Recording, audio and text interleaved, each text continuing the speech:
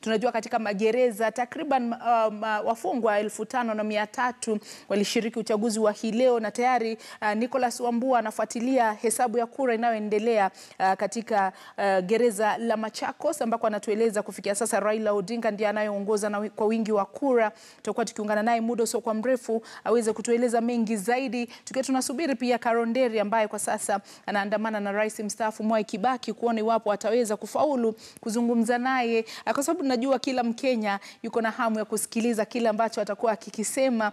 Tunazidi kufuatilia matukio haya, tupate eneo la Uthaya.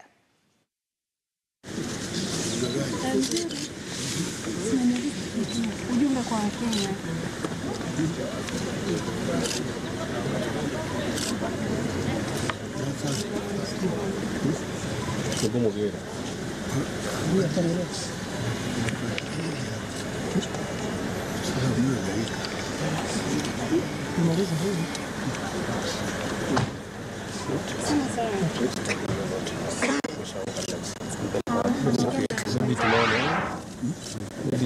Na katika matokeo ambayo tunaona yanatiririka kwenye ukurasa wa IEBC, tunaona kuwa Uhuru Kenyatta kufikia sasa yuko na kura 1428, ikiwa ni 53.26% ya kura ambazo zimehesabiwa. Tunaona pia Raila Odinga ambaye ni mpeperusha bendera wa NASA hapa leo, ilikuwa ni chama cha ODM, akiwa na kura 1240, ikiwa ni 46.25% ya kura ambazo zimehesabiwa. Tunaona Mohamed Abdu Badida yuko na kura 4 kwa kura ambazo zimepigwa hii leo. Joseph William Nthiga Nyaga yuko na kura 6. Jafeth Kavinga Kaluyu yuko na kura 2 kufikia sasa. Hayo ni matokeo ambayo tayari yameanza kutiririka katika ukurasa wa IEBC. Tutakuwa tukiungana na Ali Manzu muda usio kwa mrefu aweze kutuarifu mengi zaidi kuhusu kile kinachoendelea, na tunaendelea kufuatilia matukio haya na tutazidi kukupasha mengi zaidi. Mtazamaji, muda usio kwa mrefu naomba tupumzike kidogo, kisha tutarejea na taarifa za kina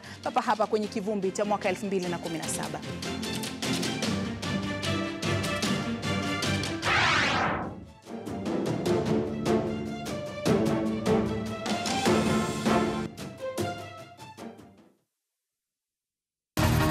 Kivumbi 2017, for all your election coverage.